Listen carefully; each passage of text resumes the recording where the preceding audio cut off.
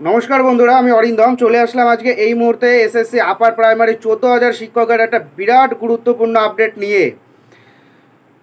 সরকার কিন্তু প্রচুর সংখ্যাগরিষ্ঠতা পেয়ে গেল। আমাদের রাজ্যে তৃণমূল সরকার সিট সংখ্যা 22 থেকে চলে গেল 29, অর্থাৎ প্রচুর পরিমাণে সরকার কিন্তু সংখ্যাগরিষ্ঠতা পেয়ে গেছে। এবার চাকরি প্রার্থীরা কি বলছে, আজকের ভিডিওটাতে আজকে আমরা আলোচনা করব যে এসএসসি আপার প্রাইমারি চাকরি প্রার্থীরা কিন্তু তারা এখন আর আন্দোলনের পথে হাঁটতে চাইছে না। তারা কিন্তু জোর দিচ্ছে, কোর্টের দিকে তাকিয়েছে, কোর্ট কবে রায় দেবে তারপরে কিন্তু নিয়োগ কিন্তু হবে।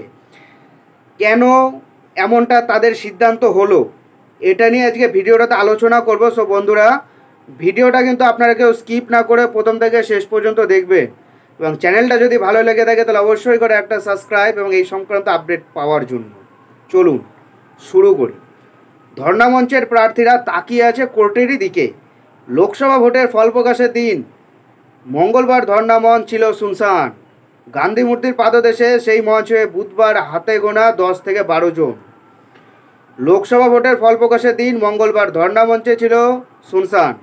গান্ধী মূর্তির পাদদেশে সেই বুধবার হাতে গোনা 10 থেকে 12 জন। সাধারণত সকাল 10টা থেকে বিকেল 5টা পর্যন্ত মঞ্চে থাকলেও এদিন দুপুর 2টোর পর কেউ নেই। লোকসভা ভোটের ফল প্রকাশের দিন মাতঙ্গিনী হাজরা মূর্তির পাদদেশ থেকে মাতঙ্গিনী হাজরার মূর্তির পাদদেশে বসে থাকা বিভিন্ন মঞ্চের চাকরি প্রার্থীদের সংখ্যা ক্রমশ কমে আসছে। তারা কি ভাবছে, এই সরকার এত পরিমাণে সংখ্যাগরিষ্ঠতা পেয়ে গেল, তাহলে কি আর কি নিয়োগ হবে না নাকি, কে জানে তারা কি ভাবলো। কোশ্চেনটা কিন্তু থাকছে সবার মধ্যে।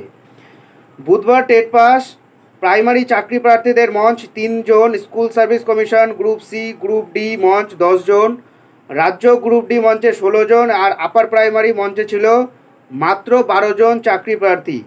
কিছুদিন আগেও এই মঞ্চে চাকরি প্রার্থীদের সংখ্যা 50-এর কম হতো না, সেখানে আস্তে আস্তে এই সংখ্যাটা কমে আসছে কেন? তবে কি উৎসাহ হারাচ্ছেন তারা, না ভোটের রেজাল্ট দেখে এমন প্রভাব পড়ছে? কোশ্চেন আমার না, জনগণের। গান্ধী মূর্তির পাদদেশে বসে থাকা নবম দশমের চাকরি প্রার্থী অভিষেক সেনের দাবি, 1175 দিন অতিক্রান্ত, উৎসাহ হারানোর প্রশ্নই ওঠে না। এখন নিয়োগের বিষয়টা অনেকটাই সুপ্রিম কোর্টের উপর নির্ভর করছে। সুপ্রিম কোর্টের দিকে তাকিয়ে আছে নবম দশম চাকরি প্রার্থীরা। এই জন্য বেশিরভাগ চাকরি প্রার্থী তাকিয়ে আছে 16ই জুলাই সুপ্রিম কোর্টের শুনানির দিকে, যে এদের চাকরিগুলো বাতিল হচ্ছে না। তারা বলছে, আমাদের দাবি যোগ্য অযোগ্যদের মধ্যে বিভাজন করে এসএসসি যেন 16ই জুলাইয়ের মধ্যে সুপ্রিম কোর্টের তালিকা জমা দেয়। অযোগ্যরা যোগ্যদের তালিকায় ঢুকে আছেন বলেই আমরা যোগ্য প্রার্থীরা আজকে রাস্তায় বসে আছি। অন্যদিকে উচ্চ মাধ্যমিক চাকরি প্রার্থী তাকিয়ে আছেন কলকাতা হাইকোর্টের দিকে। মাতঙ্গিনী হাজরার মূর্তির পাদদেশ থেকে মঞ্চে থাকা উচ্চ প্রাথমিকের চাকরি প্রার্থী সুশান্ত ঘোষের কথা, আন্দোলনের উৎসাহ এখনও পর্যন্ত হারায়নি। চাকরি প্রার্থীদের অনেকেই বিভিন্ন জেলা শহর বা গ্রামে থাকে। ধর্ণা মঞ্চে মাঝে মাঝে আসছেন। হাইকোর্টের দিকে তাকিয়ে থাকলে আমরা মনে করি রাজ্য সরকার যদি উদ্যোগী হয় তবেই শুনানি হবে। সুশান্ত জানান, 29 মার্চের পরে 21শে মে শুনানি হলো, পরবর্তী শুনানির তারিখ পড়েছে 28শে জুন। তার দাবি, এত দেরি করে শুনানি হলে উৎসাহ তো কমবেই। উচ্চ প্রাথমিকের চাকরি প্রার্থীরা জানিয়েছেন তাদের 8,900 জনের প্রথম কাউন্সিলিং হয়ে গেছে।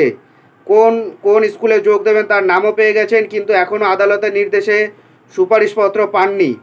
চাকরি প্রার্থীদের মতে মুখ্যমন্ত্রী মমতা বন্দ্যোপাধ্যায় পারেন তাদের সমস্যার সমাধান করতে, তাই তার হস্তক্ষেপের দাবি ফের রাস্তায় নামবেন তারা।